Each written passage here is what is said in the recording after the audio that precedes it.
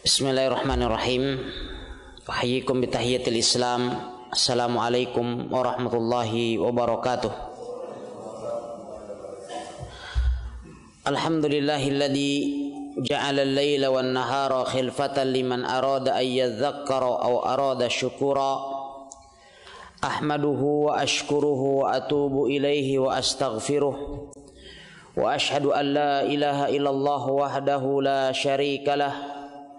Wa ashhadu anna Muhammadan abduhu wa rasuluh sallallahu alaihi wa ala alihi wa ala ashabihi wa sallama tasliman katsira.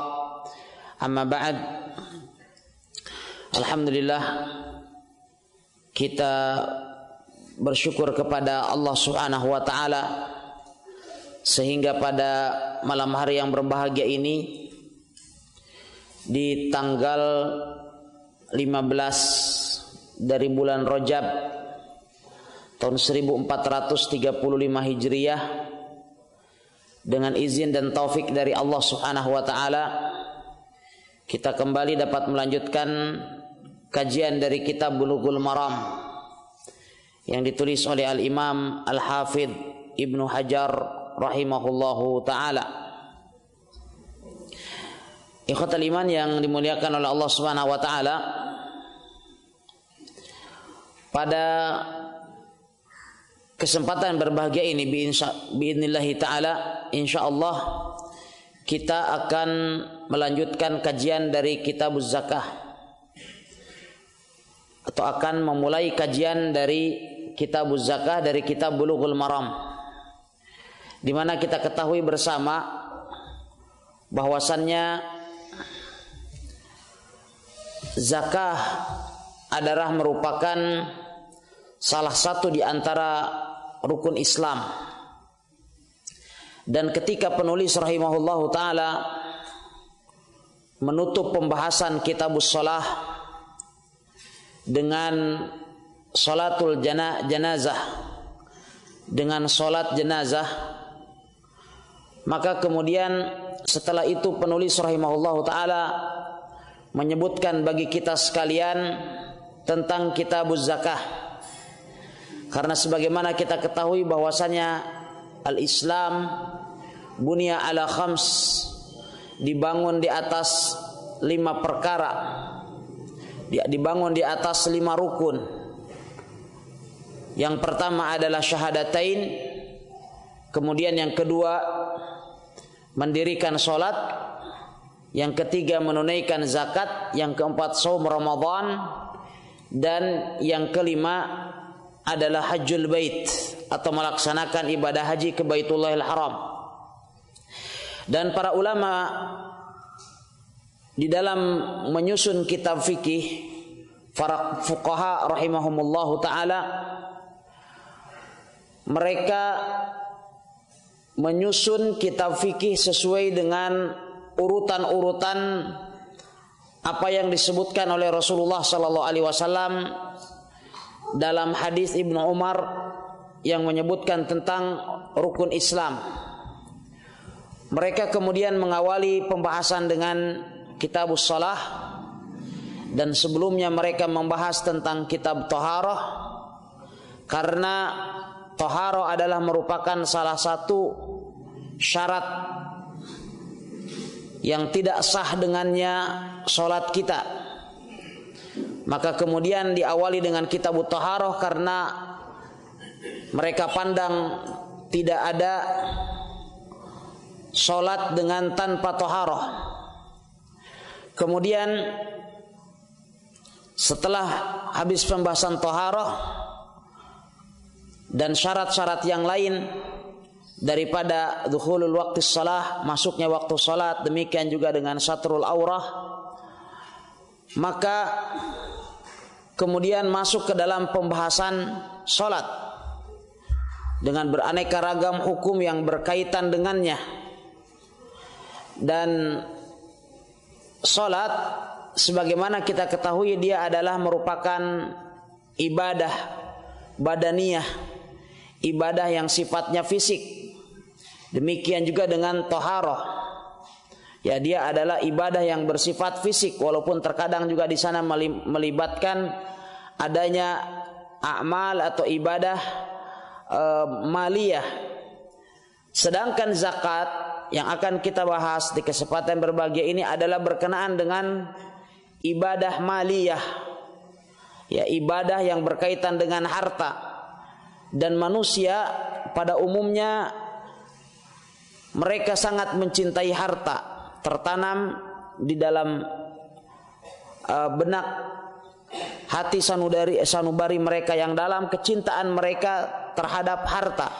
Oleh sebab itu Allah Subhanahu wa taala berfirman, "Wa yuhibbunal mala hubban jamma." Dalam ayat yang lain Allah Subhanahu wa taala berfirman,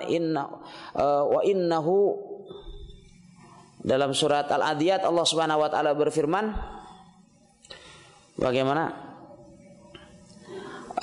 Dalam surat Al-Adiyat Allah Subhanahu wa taala berfirman, "Innahu lihubbil khairi lasyadid." Dia sangat mencintai al-khair, dan al-khair di situ maksudnya adalah,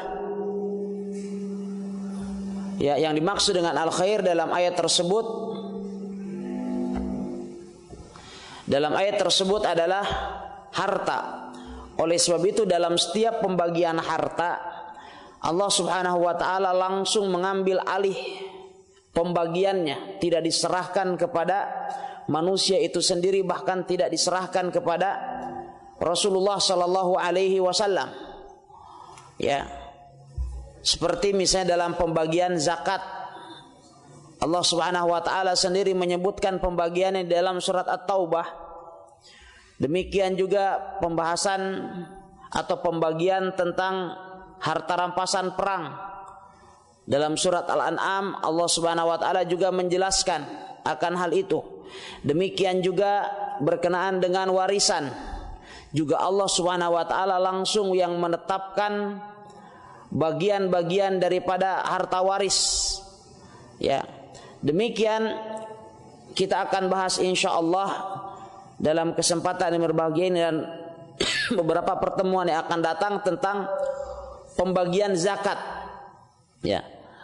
Ikhwatal iman yang dimuliakan oleh Allah Subhanahu wa taala, tentu saja manusia ketika beribadah kepada Allah Subhanahu wa taala dia tertuntut untuk ikhlas di dalam melakukannya.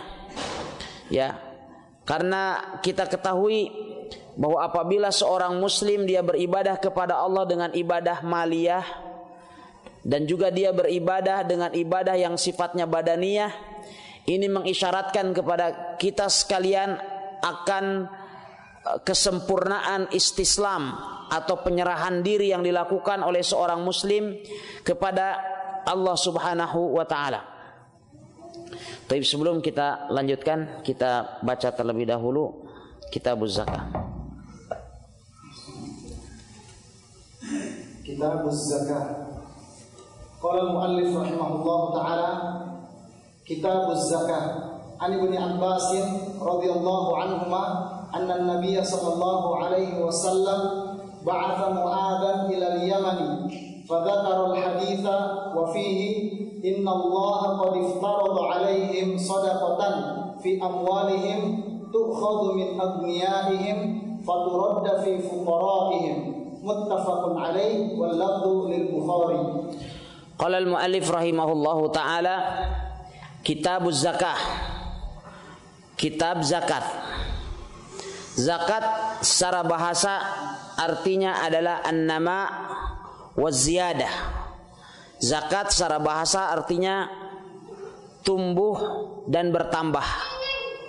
Ya, jadi zakat secara bahasa artinya an-nama, tumbuh. Karena harta yang kita keluarkan ketika kita membayar zakat bukan akan mengurangi daripada harta kita, tetapi akan menumbuh kembangkan. Dia akan menjadikan harta kita berbarokah, bertambah di sisi Allah Subhanahu wa taala. Sebagaimana hal itu disebutkan oleh Allah Subhanahu wa taala dalam surat Al-Baqarah, "Matsalul ladzina yunfiquna amwalahum fi sabilillah kamatsali habbatin ambatat sab'a sanabila fi kulli sumbulatin mi'atu habbah wallahu yudha'ifu liman yasha wallahu wasi'un alim." Allah Subhanahu wa taala berfirman, perumpamaan orang yang berinfak di jalan Allah. Masuk ke dalam kategori infak tentu adalah zakat. Ya, matsalul ladzina yunfiquna amwalahum fi sabilillah. Perumpamaan orang-orang yang menginfakkan harta mereka di jalan Allah. Ini mengisyaratkan akan pentingnya ikhlas di dalam mengeluarkan zakat. Matsalul ladzina yunfiquna amwalahum fi sabilillah kamatsali habbah. Dia bagaikan sebuah butir. Ya, kamatsali hambatin ambatat sab'a sanabil, yang ditanamkan kemudian dari satu butir itu kemudian dia membentuk 7 cabang. Ya. Ambatat sab'a sanabil fi kulli sumbulatin mi'atu habbah. Dalam setiap cabang itu kemudian akan menghasilkan 7 bulir. Wallahu 700 menghasilkan masing-masing cabang 100 bulir. Wallahu yudha'ifu liman yasha wallahu wasi'un alim. Dan Allah Subhanahu wa taala akan terus melipat gandakan bagi siapa yang dikehendakinya, dan Allah Subhanahu wa taala itu maha luas karunia-Nya dan maha mengetahui siapa di antara manusia yang mengeluarkannya dengan penuh keikhlasan ataukah tidak. Jadi zakat adalah an-numu, an-nama, dia bertambah. Seorang ketika dia mengeluarkan zakat tidak akan mengurangi dari hartanya, tetapi juga dia adalah az-ziyadah, dia akan bertambah. Oleh sebab itu Allah Subhanahu wa taala dan Rasulnya menjelaskan kepada kita sekalian, sebagaimana disabdakan oleh Rasulullah sallallahu alaihi wasallam, "Ma naqasa malum min shadaqah." Ya, bal yazid, bal yazid, bal yazid. Tidak akan berkurang harta yang dikeluarkan karena sedekah, akan tetapi dia akan terus bertambah, bertambah dan bertambah. Ya. Ikhwatal iman yang dimuliakan oleh Allah Subhanahu wa taala, dan pengertian daripada zakat secara istilah adalah hakun wajibin atau hakun wajibun fi malin khasin li taifatin makhsusah fi waqtin makhsus. Zakat secara istilah adalah merupakan hak wajib pada harta khusus, di mana tidak semua harta kita zakati. Ya, tidak semua harta wajib untuk kita zakati. Ya, tetapi dia adalah merupakan bagian-bagian tertentu dari harta.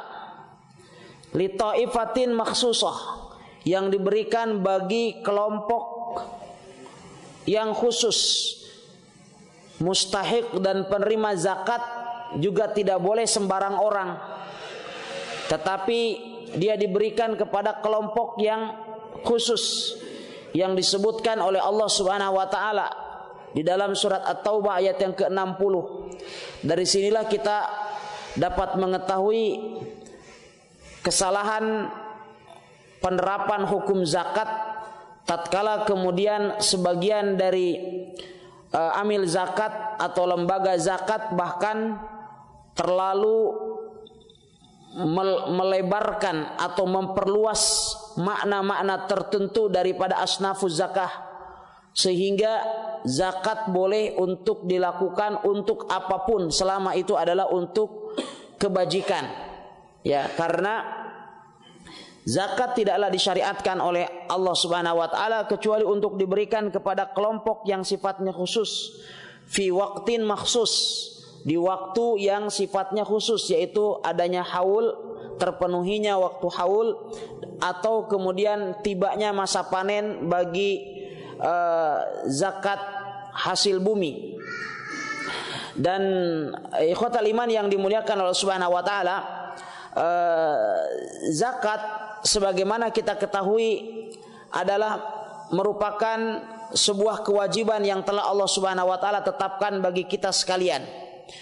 Ya, hanya saja para ulama rahimahumullah taala berbeda pendapat kapan zakat pertama kali diwajibkan oleh Allah Subhanahu wa taala. Sebagian ulama mengatakan bahwasannya zakat itu diwajibkan ketika Rasulullah sallallahu alaihi wasallam masih di Makkah.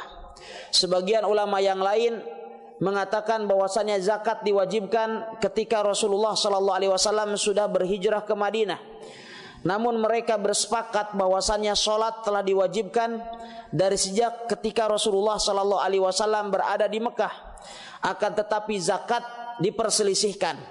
Ya, hanya saja yang dipastikan adalah bahwasannya zakat tidaklah diwajibkan kepada kaum muslimin dengan ketentuan-ketentuannya, kadar-kadarnya, demikian juga nisabnya, kecuali setelah Rasulullah Sallallahu Alaihi Wasallam berada di Madinah. Oleh sebab itu sebagian dari para ulama menegaskan bahwa diwajibkannya zakat itu adalah pada tahun kedua bersamaan atau hampir bersamaan dengan diwajibkannya saum Ramadan. Ya. Oleh sebab itu diwajibkan bagi setiap muslim, dan kaum muslimin telah bersepakat bahwasannya zakat adalah merupakan salah satu di antara rukun Islam.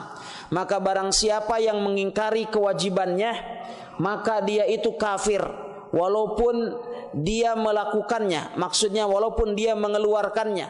yakni misalkan ada seseorang yang masuk ke dalam kategori agnia, dia memiliki nisab dan haul dari hartanya, kemudian dia keluarkan zakat, tapi kemudian dia mengatakan saya akan keluarkan zakat ini dengan anggapan ini sebenarnya bukan wajib, tetapi saya keluarkan hanya sebatas ini adalah tatawu atau sukarela dari saya, ya, bukan memandang bahwa ini sebuah kewajiban, maka orang yang seperti itu hukumnya kafir walaupun dia mengeluarkan zakat, ya.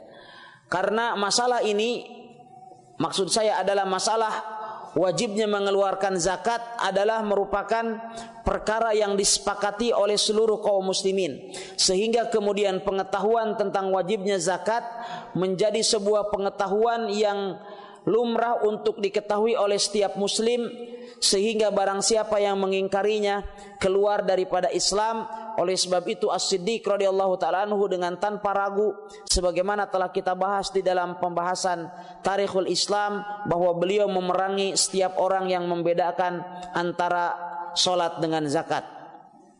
Ikhwatal iman yang dimuliakan oleh Subhanahu wa ta'ala, yang diperselisihkan oleh para ulama rahimahumullah ta'ala tentang hukum mereka yang meninggalkan zakat adalah mereka yang meninggalkan zakat karena malas, ya, atau karena pelit, bukan karena mengingkari kewajibannya. Jadi kalau seandainya mengingkari zakat dalam artian mengingkari kewajibannya, maka orang tersebut kafir. Tetapi ada orang yang enggan untuk membayar zakat,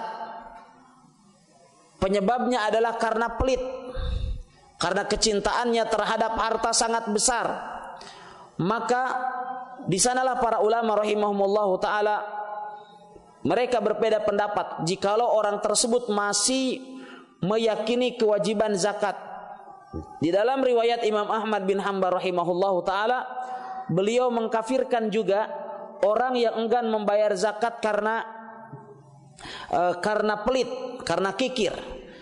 Namun kebanyakan dari para ulama rahimahumullah ta'ala mereka tidak mengkafirkannya, dan semoga ini adalah merupakan pendapat yang rajih dalam masalah ini, di mana orang yang enggan untuk membayar zakat karena kekikirannya, bukan karena penolakannya terhadap kewajiban yang telah Allah Subhanahu wa taala tetapkan, maka dia tidak kafir. Hanya saja orang yang tidak mau membayar zakat karena sifat kikir yang ada pada dirinya, mereka mendapatkan ancaman yang sangat keras di dunia dan di akhirat, sebagaimana telah kita singgung di dalam pembahasan Tarikhul Islam, di mana hukumannya di dunia mereka diberikan sanksi untuk diambil setengah dari hartanya, ya, sebagai bentuk sanksi duniawi, ya. Kemudian di akhirat kelak bahwa mereka diancam oleh Allah Subhanahu wa taala sebagaimana yang Allah Subhanahu wa taala sebutkan di dalam surat At-Taubah, Allah Subhanahu wa taala berfirman, "Innal ladzina yaknizuna adh-dhahaba wal fiddata wa la yunfiqunaha fi sabilillah fabashshirhum bi'adzabin alim yauma yuhma 'alaiha fi nari jahannam fatuqwa biha jibahuhum wa junubuhum wa dhuhuruhum hadza ma kanaztum li anfusikum fadzuqu ma kuntum taknizun." Bahwa mereka diancam dengan azab yang sangat keras, bahwa harta benda yang mereka kumpulkan, yang mereka tidak keluarkan zakatnya itu akan dibentuk menjadi lempengan-lempengan yang terbuat dari api neraka, yang kemudian dengan atau di atas lempengan-lempengan tersebut mereka akan disetrika punggung, tulang rusuk mereka, bahkan juga wajah-wajah mereka, jidat-jidat mereka, dan kemudian mereka akan dililit dengan ular yang penuh dengan racun, sehingga kemudian akan melilit lehernya, dan kemudian harta tersebut atau ular tersebut mengatakan kepadanya di akhirat kelak, "Ana maluka, ana kanzuka," aku adalah hartamu, aku adalah simpananmu, dan seterusnya, sebagaimana telah kita bahas di beberapa pertemuan yang lalu dalam kajian Tarikhul Islam. Jadi di sana ada ancaman yang sangat keras bagi mereka yang enggan untuk mengeluarkan zakat karena sifat kikir yang mereka miliki. Namun yang sangat kita sayangkan bahwa di sana ada sebagian dari kaum muslimin di mana mereka memandang bahwa zakat itu sebagai maghram, jadi merupakan sebuah tagihan dan tuntutan. Dia menyikapinya bagaikan pajak, dia menyikapinya bagaikan pajak. Hal ini sebagaimana yang terjadi di kalangan orang-orang Arab Badui yang disebutkan oleh Allah Subhanahu wa taala di dalam surat At-Taubah. Ayat 98 Allah Subhanahu wa taala berfirman, "Wa minal a'rabi may yattakhidhu ma yunfiqu maghrama wa yatarabbasu bikumud dawair 'alaihim dairatus sau' wallahu sami'un alim." Allah Subhanahu wa taala mengkisahkan tentang sebagian manusia yang menyikapi zakat, mereka pandang bahwasannya zakat adalah sesuatu yang sangat memberatkan mereka. Dan ini seringkali kita dapatkan di tengah-tengah masyarakat. Mereka mengeluarkan zakat dengan penuh berat hati. Wa minal a'rabi may yattakhidhu ma yunfiqu maghrama, dan di antara orang-orang Arab Badui itu ada yang memandang apa yang dinafkahkannya di jalan Allah Subhanahu wa taala itu sebagai sebuah kerugian. Wa yatarabbasu bikumud dawair, dan dia menanti-nanti mara bahaya menimpamu. Alaihim dairatus sau', merekalah yang akan ditimpa mara bahaya. Wallahu sami'un alim, dan Allah Subhanahu wa taala itu Maha mendengar lagi Maha mengetahui. Jadi sebagian orang memandang bahwa tatkala dia mengeluarkan zakat dia rugi. Sama halnya dia membayar pajak. Sama halnya sikap dia ketika dia membayar pajak. Dikhawatirkan orang yang mengeluarkan zakat dengan perasaan berat hati dan memandang bahwa itu adalah sebuah kerugian, kita khawatir bahwa zakatnya itu tidak akan bermanfaat baginya di sisi Allah Subhanahu wa taala. Padahal ketika seseorang mengeluarkan zakat, sesungguhnya dia tidak akan pernah merugi.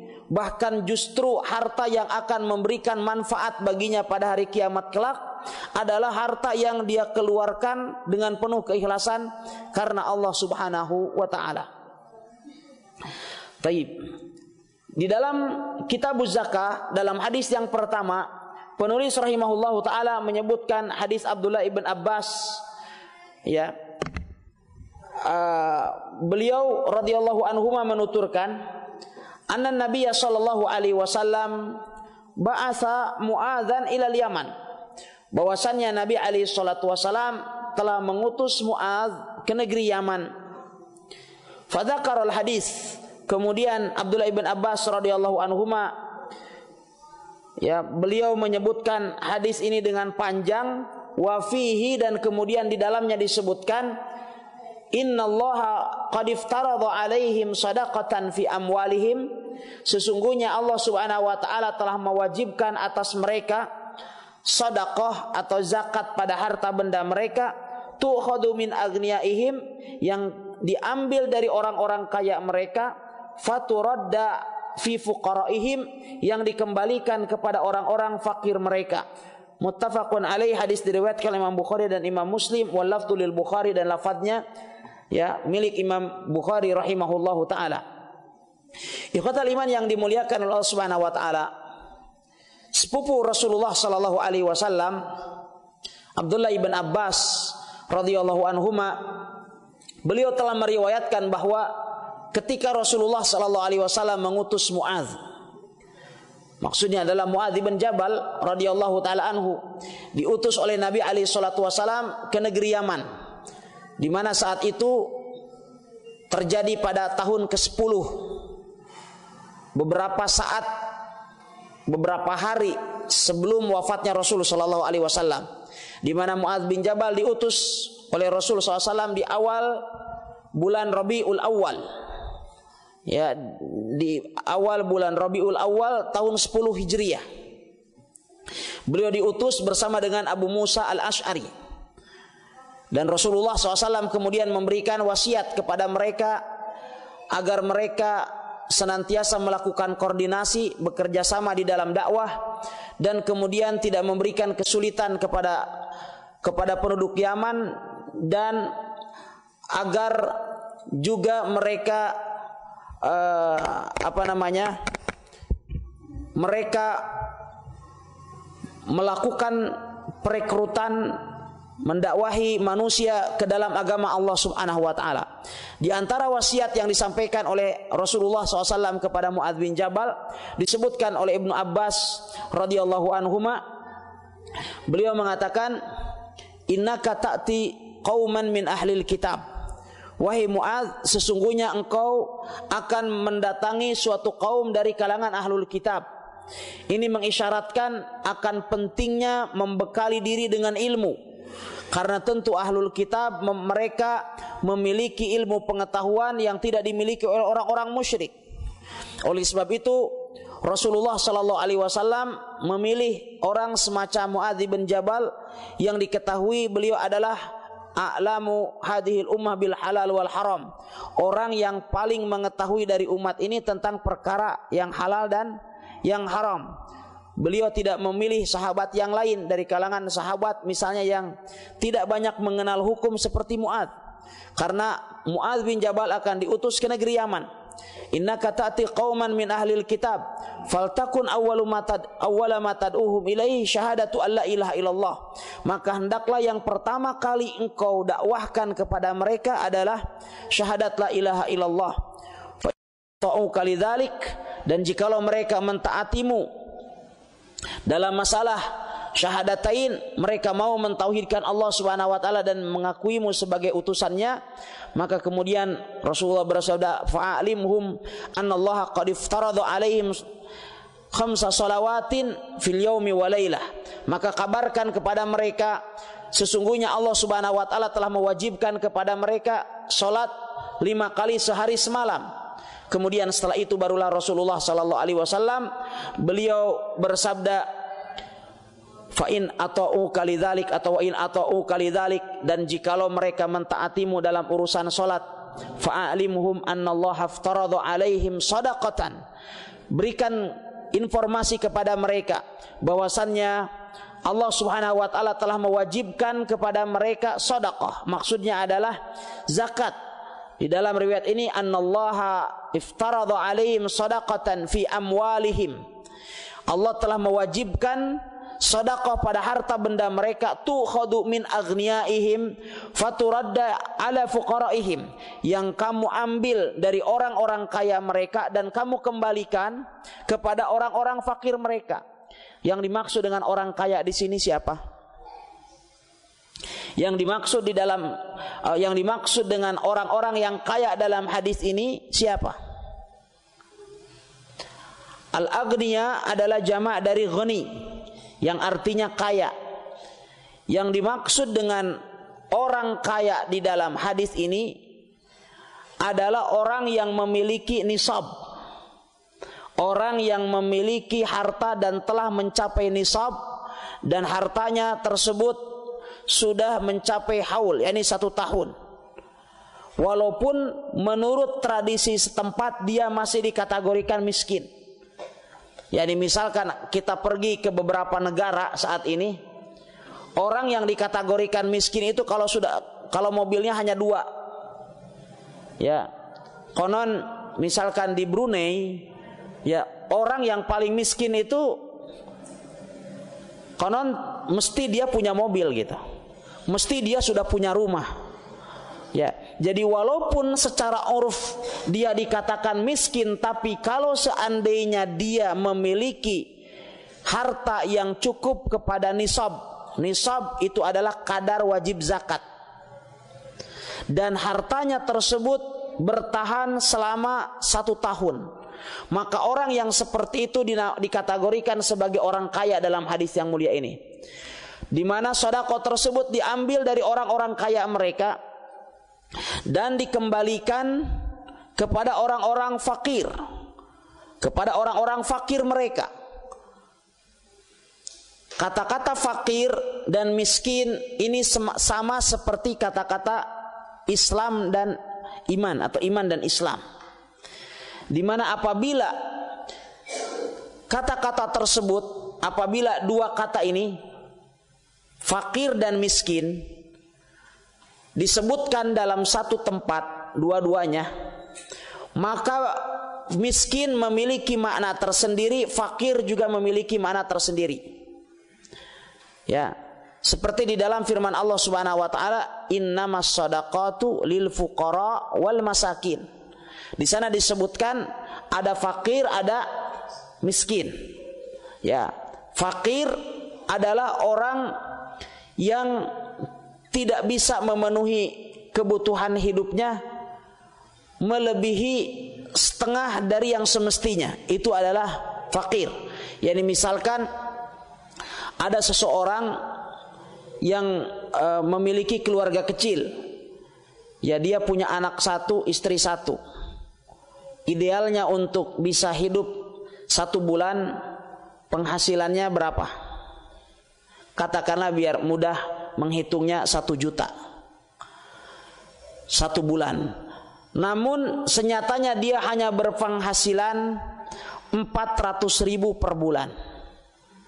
Jadi dia tidak mau bisa memenuhi kebutuhan hidupnya lebih dari setengahnya. Maka ini dinamakan dengan fakir. Sehingga dia mendapatkan zakat berapa? Dia berhak mendapatkan zakat berarti 600.000 per bulan. Kalau dihitung 1 tahun, karena zakat dikeluarkan setiap tahun, maka berarti dia berhak untuk mendapatkan zakat 7.200.000. Jadi dia setiap tahunnya dari Baitul Mal berhak untuk mendapatkan zakat 7.200.000. Ya. Sedangkan miskin adalah orang yang bisa memenuhi kebutuhan hidupnya lebih dari setengahnya. Misalnya penghasilannya 700.000. Ya, maka dia berarti setiap tahunnya berhak untuk mendapatkan zakat berapa? 3.600.000. Ini adalah miskin. Ya, kapan disebutkan 2 kata di dalam satu tempat, maka miskin maka fakir kondisinya lebih buruk daripada miskin, dan sebagian ulama memandang sebaliknya. Tetapi apabila disebutkan fakir saja atau miskin saja, maka fakir sama dengan miskin, miskin sama dengan fakir. Sama dengan lafaz iman dan Islam. Apabila dua kata ini berkumpul dalam satu tempat, maka iman bermakna amalan-amalan yang berkenaan dengan hati, ibadah yang berkenaan dengan hati, dan Islam adalah amalan yang berkaitan dengan jawarih, dengan anggota badan luar. Namun apabila disebutkan hanya iman saja atau hanya Islam saja, maka berarti iman bermakna Islam dan Islam bermakna iman. Di dalam hadis yang mulia ini Rasulullah SAW menyebutkan hanya fuqara, sehingga menunjukkan bahwasannya ya fuqara di sini masuk ke dalamnya adalah miskin. Oleh sebab itu di dalam menyikapi hadis ini, para ulama menyebutkan bahwa di sini hanya disebutkan fuqara, tetapi maksudnya juga adalah seluruh asnaf as-samaniyah, seluruh 8 golongan yang berhak untuk menerima zakat yang disebutkan oleh Rasulullah, oleh Allah Subhanahu wa taala di dalam surat At-Taubah ayat yang ke-60. Ikhwatal iman yang dimuliakan oleh Allah Subhanahu wa taala, kemudian dari hadis yang mulia ini juga, para ulama rahimahumullahu taala menyimpulkan bahwasannya hukum asal zakat itu tidak boleh dikeluarkan keluar negeri harta. Karena orang-orang fakir yang tinggal di negeri harta, hati mereka sangat bergantung dengan harta yang selalu mereka lihat yang dimiliki oleh orang-orang kaya, yang dimiliki oleh orang-orang kaya yang ada di sekitar mereka. Dan salah satu dari tujuan zakat adalah untuk menghapuskan kesenjangan sosial antara orang kaya dan orang miskin. Sehingga apabila harta zakat tersebut dialokasikan di negeri lain, di luar daerah, maka kesenjangan sosial antara fuqara dan agniya akan tetap terjadi. Oleh sebab itu di dalam mazhab Imam Malik bahwa tidak diperbolehkan bagi seorang untuk mengeluarkan zakat di luar negeri harta. Jadi kalau seandainya kita misalnya mencari nafkah di Kendari sehingga kita menjadi seorang agniya, ya maka tidak diperbolehkan bagi kita untuk mengeluarkan zakat kita tatkala masa mengeluarkan zakat telah tiba, kita keluarkan harta kita di kampung halaman asal kita, ya misalnya di Jawa atau di Sulawesi Selatan, tidak diperbolehkan. Sebagian ulama yang lain mengatakan adalah batasnya adalah masafatul qasar, batasnya adalah sejauh jarak perjalanan atau sesuatu yang masih dikategorikan tidak dikategorikan jarak perjalanan, yaitu 80 km. Ini adalah hukum asalnya. Kecuali Syekh Utsaimin mengatakan kecuali jikalau kondisi fuqara yang ada di luar daerah dia jauh lebih mengkhawatirkan daripada fuqara yang ada di biladul mal atau di negeri harta, maka saat itu bisa bagi kita untuk mengalokasikannya di luar negeri harta. Namun tatkala kemudian kondisi mereka sama, maka para fuqara yang tinggal di negeri harta harus mendapatkan prioritas, sehingga kemudian zakat harus kita alokasikan kepada mereka. Ya. Inilah yang disebutkan oleh Rasulullah SAW dalam hadis Abdullah ibn Abbas yang diriwayatkan Imam Bukhari dan Imam Muslim, ya, bahwa penulis rahimahullahu taala di dalam Kitabuz Zakah memberikan muqaddimah kepada kita sekalian akan hukum mengeluarkan zakat atas orang-orang kaya, dan yang maksud dengan orang kaya di sini adalah orang yang memiliki nisab. Dan tidak mesti juga mereka adalah atau tidak disyaratkan juga bagi pemilik harta adanya atau pencapaian usia baligh, atau tidak disyaratkan juga bahkan akal mereka. Oleh sebab itu harta anak yatim, apabila ada anak yatim yang memiliki harta warisan yang banyak dan mencapai nisab, maka mereka tetap wajib untuk mengeluarkan zakat walaupun dia belum baligh. Sebagaimana juga apabila ada orang gila, ya, ada orang gila tapi kaya. Ya, misalkan orang gila tapi dia mendapatkan harta warisan dari keluarganya, maka tetap diwajibkan atas wali-wali mereka untuk mengeluarkan zakat bagi orang gila tersebut, karena kewajiban zakat bukan pada orangnya tetapi pada hartanya. Ya, oleh sebab itu nanti akan kita dapatkan beberapa hadis yang disebutkan oleh penulis rahimahullahu taala akan hal ini. Di antaranya adalah sabda Rasulullah sallallahu alaihi wasallam, ya, di dalam hadis yang ke-10, man waliya yatiman lahu malun falyattajir lahu wa la yatrukuhu hatta ta'kulahu sadaqah. Barang siapa yang diberikan amanah untuk menjadi wali anak yatim, maka hendaklah dia mengelolanya, menginvestasikannya dan tidak meninggalkannya sehingga dia akan dimakan oleh sedekah. Walaupun hadis ini adalah hadis yang sanadnya dhaif sebagaimana dikatakan oleh Al-Hafidz Ibnu Hajar rahimahullahu taala, namun para ulama rahimahumullahu taala menjadikannya sebagai hujjah bahwa harta anak yatim tetap wajib dikeluarkan zakatnya, karena itu yang diamalkan di zaman Nabi alaihi salatu wasalam. Demikian pembahasan kita di malam hari yang berbahagia ini. Wallahu taala alam, sallallahu wasallam ala nabiyina Muhammad. Alhamdulillahirabbil alamin. Wassalatu wassalamu ala Rasulillah wa ala alihi wa ashabihi wa wala. Ikhwatan iman azza wa jalla wa berikutnya kita masuk di sesi kedua yang terakhir, dan kita silakan bagi hadir untuk kesempatan pertama bagi menentukan mungkin teman-teman yang bisa jalan. Ya, silakan.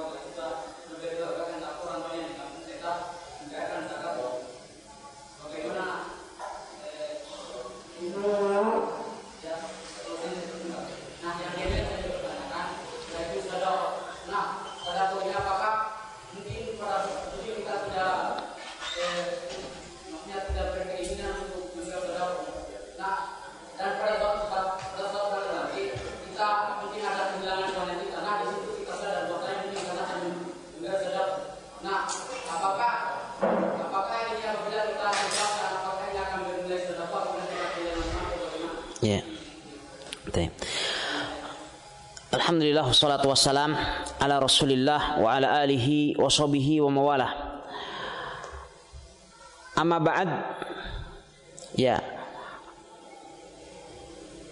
Zakat tidak hanya kita pahami berkenaan dengan zakat fitr atau zakat fitrah.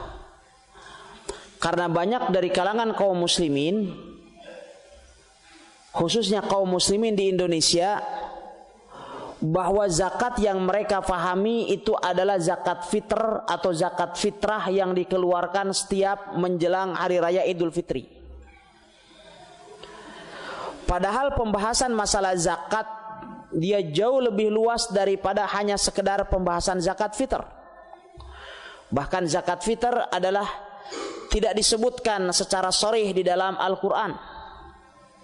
Dia adalah zakat yang diwajibkan oleh Rasulullah sallallahu alaihi wasallam sebagaimana disebutkan oleh Abdullah ibn Umar dan juga disebutkan dalam hadis Abdullah ibn Mas'ud radhiyallahu an. Karena zakat fitr adalah zakat yang berkenaan dengan zakat jiwa, dan dia mengikuti jiwa. Di mana kita mengakhiri bulan suci Ramadan, maka di sanalah kita mengeluarkan zakat fitr. Jadi andaikan misalkan kita orang Kendari, namun kemudian menjelang hari raya Idul Fitri kita akan mengakhiri bulan suci Ramadan dan akan melaksanakan lebaran Idul Fitri di Jakarta, maka di mana kita mengeluarkan zakat fitr? kita mengeluarkannya di Jakarta karena dia adalah zakat jiwa dan itu adalah mengikuti jiwa kita. Di mana kita mengakhiri bulan suci Ramadan, maka di sanalah kita mengeluarkan zakat fitr. Sehingga apabila misalkan ada seorang mahasiswa yang kuliah di Kendari sementara orang tuanya di Bau-Bau, ya, yang tepat adalah bahwa zakat fitrnya dikeluarkan di Kendari, bukan di Bau-Bau, karena dia mengikuti badan, bukan mengikuti harta. Hal ini berbeda dengan zakat mal yang kita bicarakan, di mana zakat mal, ya, ini adalah dikeluarkan di biladul mal atau di negeri harta. Walaupun apabila dikeluarkan di luar negeri harta, ya, seperti yang kita contohkan tadi, kita mencari nafkah di Kendari, setelah datang masa mengeluarkan zakat kita keluarkan misalkan di Makassar, maka semoga ini pun tetap sah, namun ya kurang tepat dan tidak sempurna menurut pendapat dari sebagian ulama, terutama adalah pendapat Imam Malik bin Anas rahimahullahu taala di dalam masalah ini. Ini yang pertama yang berkenaan dengan pengeluaran harta. Dan ingin juga saya sebutkan berkenaan dengan zakat fitr tadi, bahwa apabila ada orang yang mengeluarkan zakat fitr bagi orang lain, maka dia harus memberitahukan kepada orang yang dibayarkan zakatnya itu. Tidak boleh kemudian hanya sekedar dia membayarkan. Yani misalkan ada, kalau istilah orang Kendari, ada anak tinggal, ya, ada anak tinggal di rumah kita, kemudian kita bayarkan zakatnya, ya, dengan tanpa memberitahukan kepada anak tinggal tersebut, maka zakat fitrnya tidak sah, karena yang bersangkutan tidak mengiringinya dengan niat. Padahal kita ketahui bahwasannya syarat diterimanya amalan tersebut adalah harus didasari dengan niat, ya. Ini yang disebutkan oleh Syekh Shalih Fauzan di dalam kitab Mulakhas Fiqhi dalam masalah ini. Kemudian yang kedua adalah apabila kita memiliki harta yang sudah sampai kepada nisab, yang semestinya kita keluarkan zakatnya, namun kemudian tidak kita keluarkan zakatnya, sampai pada akhirnya kita menghadapi musibah sehingga dari sebagian harta kita tersebut hilang atau dicuri dan semisalnya. Kemudian kita ikhlaskan, apakah saat itu bernilai ibadah? Kita katakan tidak. Tidak dapat menggantikan kewajiban zakat, karena saat itu hilangnya atau keluarnya harta dari dirinya bukan karena kerelaan atau kesukarelaan hatinya. Dia hanya terpaksa. Oleh sebab itu bisa jadi itu adalah merupakan sebuah sanksi dari Allah Subhanahu wa taala karena dia tidak membayar sedekah atau zakat yang mesti ia keluarkan, tetapi dia tidak menggantikan kewajiban harta. Karena sebagian orang mereka katakan saya ikhlaskan. Nah, maksudnya adalah ya karena memang sudah tidak mungkin lagi untuk kembali, ya sudahlah, daripada kemudian dipikirkan terus, saya ikhlaskan saja, katanya. Imanan biqadaillahi wa qadarih, ya, sebagai bentuk keimanan terhadap qada dan qadarnya. Ya. Ada salah seorang jamaah haji, dia salah memberikan uang kepada fakir miskin, ya, di Madinah. Uang living cost yang hanya 3 lembar itu 1.500 real. Ya, jadi satu lembarnya 500 real. Berarti kalau 500 real sekarang nilainya sama dengan, ya, sama dengan 1.500.000. Ya. Pernah saya mendapatkan dari salah seorang jamaah haji, begitu datang ke hotelnya kemudian dia mengeluh, waduh, katanya uang saya kira 1 realan, karena dia belum bisa membedakan mana yang 500 mana yang 1. Akhirnya begitu keluar dari hotelnya menuju masjid, di jalanan ketemu dengan orang yang meminta-minta, langsung dikasih 500 real. Kemudian datang lagi satu lagi, dia kasih lagi 500 lagi, datang lagi 500 lagi, sehingga pantas katanya tadi orang langsung mengerumuni saya karena dia pikir mungkin dia orang kaya sekali. Bagaimana peminta-minta dikasih ya satu orang 500 real. Akhirnya kemudian setelah dia berkeluh kesah, kemudian dia katakan kepada saya, sudahlah Ustadz, saya ikhlaskan saja. Ya, katanya saya ikhlaskan saja. Nah, ini keikhlasannya dengan penuh keterpaksaan.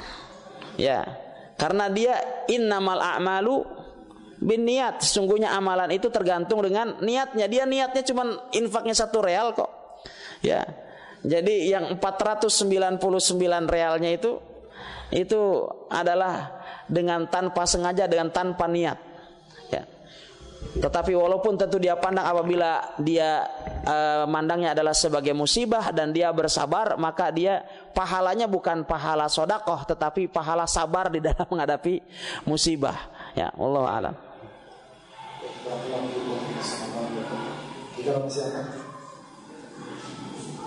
Silakan. Assalamualaikum warahmatullahi wabarakatuh. Waalaikumsalam warahmatullahi wabarakatuh.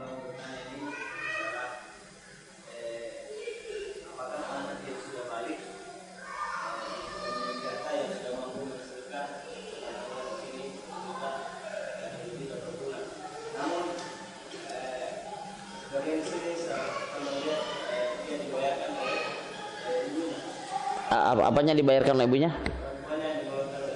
Iya.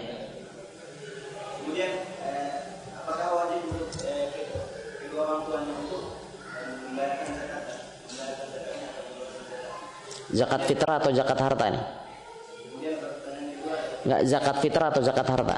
Zakat fitrah. Kemudian pertanyaan kedua, apakah sah mengeluarkan zakat fitrah setelah sholat? Iya. Baik. Waalaikumsalam warahmatullahi wabarakatuh.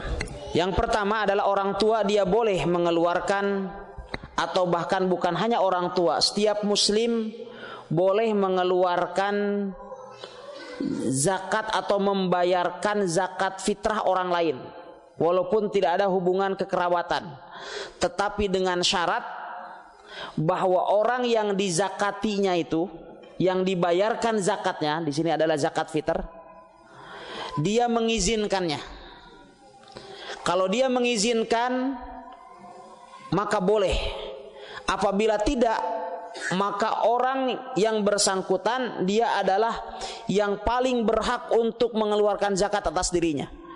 Ya, karena sebagian orang ya katakan enggak, kalau ini karena ini adalah zakat hanya setahun sekali, sudahlah biar saya sendiri yang membayarnya. Ya. Maka dia boleh saja dibayarkan oleh orang lain, namun kemudian harus memberitahukan dan harus meminta izin kepada orang yang hendak dizakati bahwa zakatnya akan dibayarkan baik oleh orang tuanya atau yang lainnya. Ya. Kemudian berikutnya, apakah sah zakat fitr apabila dikeluarkan setelah sholat Id? Ya, zakat fitr apabila dikeluarkan setelah sholat Id, maka nilainya adalah sedekah dan bukan zakat. Man addaha qabla shalah fahiya zakatun maqbulah, wa man addaha ba'da shalah fahiya sadaqatun minas sadaqat.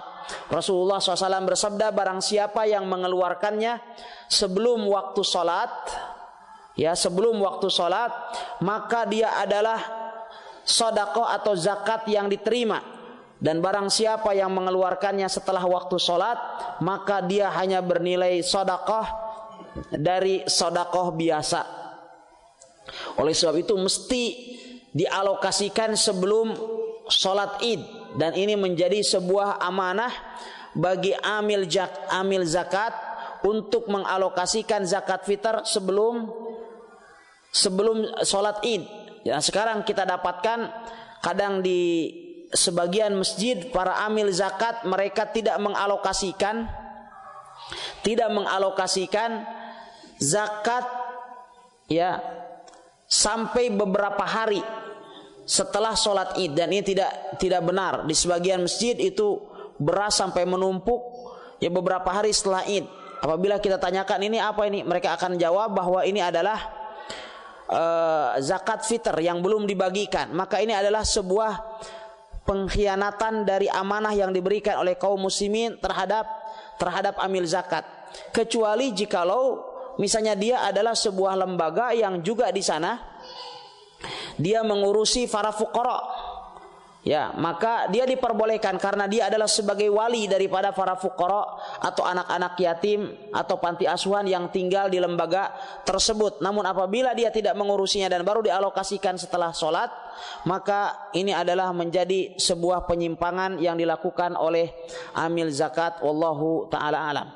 Dan diperbolehkan untuk mengantisipasi hal ini apabila misalkan si fuqaranya ini adalah keluar daerah, maka menjelang hari Id atau sholat Id, maka dia diambil kesepakatannya untuk memberikan taukil atau memberikan wakalah. Ya, sebagaimana misalkan terkadang juga kita lakukan di sini, misalkan ada ikhwah atau akhwat yang membutuhkan, ya, dia sangat membutuhkan dari zakat fitr tersebut, namun dia sedang pulang kampung. Akhirnya kemudian kita katakan kepadanya, ini ada zakat, ya, kami ingin serahkan kepada antum, tetapi antum tidak ada daerah. Apakah antum mau wakilkan saja kepada kita untuk menerima daripada zakat itu? Apabila dia katakan iya, diwakilkan saja, maka kemudian kita simpan sebagai bentuk titipan, tetapi akad dan serah terimanya telah dilakukan sebelum sholat Id dilakukan. Wallahu ta'ala alam. Kita akan satu pertanyaan dari pendengar dari 0855. Assalamualaikum warahmatullahi wabarakatuh. Assalamualaikum warahmatullahi wabarakatuh. Saya mau tanya, tetapi sebelumnya mohon doanya karena keadaan ini terjadi pada kedua orang tua dan keluarga. Pertanyaan pertama, apakah zakat yang dikeluarkan oleh orang-orang yang meninggalkan sholat diterima oleh Allah Ta'ala? Yang kedua, apakah tetap diwajibkan untuk mengeluarkan zakat meskipun pada hakikatnya mereka sendiri terbatas untuk memenuhi kebutuhannya? Yang ketiga, di kampung Ana, Ustaz, ada seseorang yang cacat, namun dia seorang muji, tukang baca-baca. Diserahi amanah untuk mengumpulkan zakat pada masyarakat setempat, namun zakat tersebut diambil oleh dirinya sendiri dan tidak diberikan pada golongan lain yang berhak atas perintah pemerintah setempat, yaitu kepala kantor agama. Apakah perkara seperti ini dibolehkan di dalam Islam? Jazakallahu khairan. Alhamdulillah, wassalatu wassalam ala Rasulillah wa ala alihi wa sahbihi wa mawalah.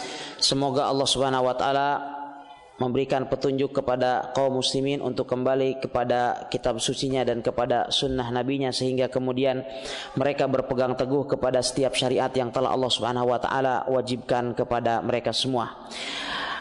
Zakat apabila dikeluarkan oleh orang yang meninggalkan sholat, maka tidak diterima di sisi Allah Subhanahu wa taala. Karena orang yang meninggalkan sholat telah dihukumi kafir oleh Rasulullah sallallahu alaihi wasallam, sebagaimana sabda beliau alaihi salatu wasallam, al-ahdul ladzi bainana wa bainahumus shalah faman tarakaha faqad kafar. Garis demarkasi antara kami dengan mereka adalah salat, maka barang siapa yang meninggalkan salat maka sungguh ia telah kafir. Karena orang yang meninggalkan salat secara mutlak maka dia telah keluar dari Islam, maka berarti setiap amal kebajikan yang dilakukannya tidak diterima di sisi Allah Subhanahu wa taala.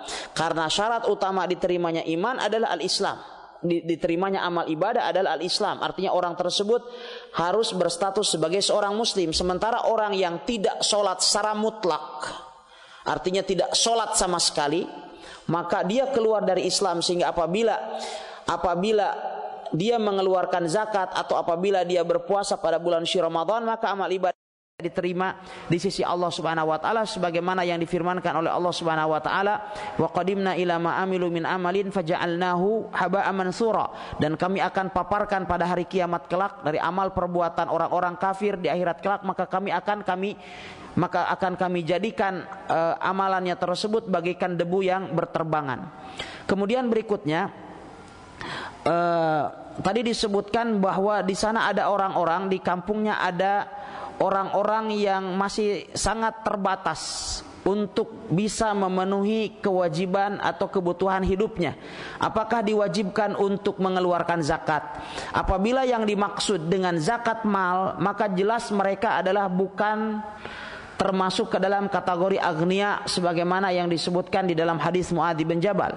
Akan tetapi jikalau yang dimaksud dengan zakat di situ adalah zakat fitr, maka batasan orang yang wajib mengeluarkan zakat fitr itu adalah orang yang memiliki bekal untuk makan pada hari Id dan hari setelahnya. Apabila dia masih memiliki sembako untuk bekal hari Id dan hari setelahnya, maka dia berarti wajib untuk mengeluarkan zakat. Ya, apabila yang dimaksud dengan zakat fitr, yaitu zakat fitrah. Tetapi berkenaan dengan zakat mal, maka dipastikan bahwa orang yang tadi sangat terbatas dalam memenuhi kebutuhan hidupnya, dia tidak wajib mengeluarkan zakat mal, tetapi bahkan dia masuk ke dalam kategori mustahiq zakat atau orang yang berhak menerima zakat. Kemudian berikutnya, adanya mudin atau petugas, kalau di sini apa? Moji, tukang baca-baca, atau petugas dari kelurahan atau dari desa yang mengumpulkan zakat, maka tidak boleh kemudian dia alokasikan sendiri semuanya untuk amil. Ya. Dan seyogianya amil tidak sendirian, sehingga kemudian dia perlu melihat mana yang mesti diprioritaskan. Walaupun tentu bahwasannya yang menjadi prioritas utama di dalam zakat fitrah itu adalah fuqara. Dan bahkan menurut pendapat para ulama kita, beberapa ulama atau masyayikh di Saudi Arabia, bahwa hatta amil dia tidak dapat. Amil tidak dapat dari zakat fitr, karena Rasul Shallallahu Alaihi Wasallam beliau bersabda, atau Ibnu Mas'ud mengatakan, farada Rasulullah SAW zakat al-fitr tuhratan lis-shaim minal lagwi war rafath wa tu'matan lil masakin. Rasulullah SAW telah mewajibkan zakat fitr untuk membersihkan orang yang saum dari perkataan dan perbuatan yang sia-sia dan perkataan-perkataan cabul, dan untuk memberi makan orang miskin. Tu'matan lil masakin. Di sini hanya disebutkan katanya orang miskin, berarti yang lainnya tidak dapat. Oleh sebab itu zakat fitr menurut pendapat yang rajih di antara pendapat para ulama rahimahumullah, bahwa dia tidak dikeluarkan kecuali dalam bentuk makanan. Oleh sebab itu amil dia tidak dapat kecuali jikalau amilnya ini miskin, maka dia dapat. Namun yang menjadi masalah adalah orangnya tadi mengumpulkan hanya untuk dirinya. Dia pikir saya amil, merangkap juga miskin, juga saya berstatus sebagai fakir. Kemudian nggak tahu, mungkin dialokasikan saya juga adalah sebagai tukang baca-baca atau muji tadi, atau moji. Dan sebagian orang juga mengatakan bahwa itu adalah fisabilillah. Kemudian dia juga banyak utangnya, saya juga katanya banyak utangku. Akhirnya kemudian semua asnaf samaniyah ini dinisbatkan kepada dirinya, sehingga kemudian dia hanya mengumpulkan bagi dirinya dan tidak memberikan kepada yang lainnya, dan ini tentu adalah merupakan sebuah ketidakαμanahan. Wallahu taala alam. Wahid Qasir. Satu pertanyaan terakhir dari 0813 Wafikum barakallah. Pertanyaan saya, apakah zakat yang harus kita keluarkan ketika menjual tanah, rumah atau mobil? Dan bolehkah kita mengambil kembali tanah yang kita wakafkan karena pengurus masjid tidak amanah dalam pengelolaan? Alhamdulillah, wassalatu wassalam ala Rasulillah. Berkenaan dengan penjualan tanah, apabila tanah tersebut memang kita siapkan untuk dijual, maka dia wajib untuk dizakati. Misalkan kita punya lokasi, kemudian kita sudah pasang plang, tanah ini akan dijual setelah lewat 1 tahun enggak laku-laku juga itu tanah, maka wajib untuk mengeluarkan zakatnya, karena tanah yang kita jual itu sudah menjadi barang jual beli.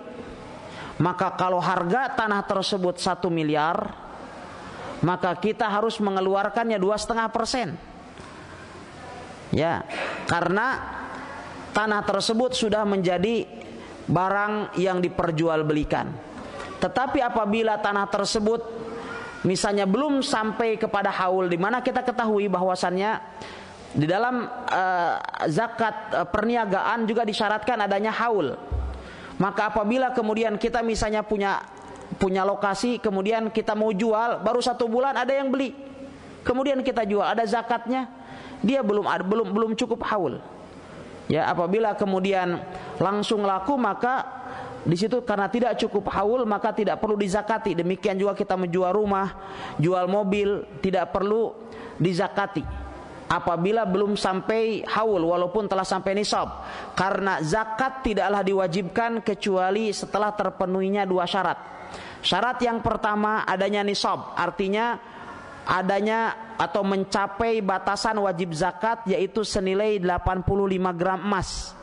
Kemudian yang kedua, ya, tercapainya haul atau berputarnya harta tersebut selama 1 tahun. Jadi kalau seandainya belum 1 tahun, maka tidak ada zakat tatkala kita menjual tanah, tatkala kita menjual rumah, kendaraan dan semisalnya. Wallahu taala alam.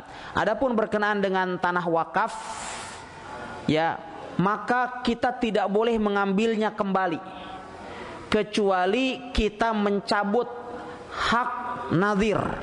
Nazir adalah orang yang mengurus apa? Yang mengurus wakaf. Apabila nazir ini ternyata tidak cakap, maka boleh untuk kita alihkan kepada yang lain dan kita tunjuk nazir yang lainnya yang dipandang cakap. Namun kemudian apabila kita telah mewakafkan sebidang tanah atau harta benda yang lain, kemudian kita tarik kembali, maka tidak diperbolehkan. Kalau seandainya saja kita telah menghadiahkan sesuatu kepada orang lain, kemudian kita tarik kembali, itu sudah diharamkan, dan Rasul SAW telah menyatakan itu adalah bagaikan anjing yang kembali menelan ludahnya. Apalagi mereka yang telah mewakafkan sebidang tanah misalkan, kemudian dia menariknya kembali, ini kondisinya lebih buruk daripada orang yang menghadiahkan sesuatu kepada orang lain kemudian dia menariknya kembali. Ya, yang diperbolehkan adalah manakala dia menarik atau mengalihkan nazir, ya, mengalihkan nazir dari wakaf tersebut. Ya, misalkan kita telah mewakafkan tanah untuk sebuah masjid, tapi ternyata pengurus masjid yang kita amanahi sebagai DKM masjid tersebut, dia melakukan kebidahan-kebidahan yang ada di dalam masjid tersebut. Maka saat itu boleh kita tunjuk nadir yang lain dan pengurus lain untuk menjadi dewan kemakmuran masjid tersebut, sehingga kemudian wakafnya tetap kita pertahankan, namun tidak boleh kita ambil kembali dan kita kembalikan menjadi hak milik. Wallahu ta'ala alam.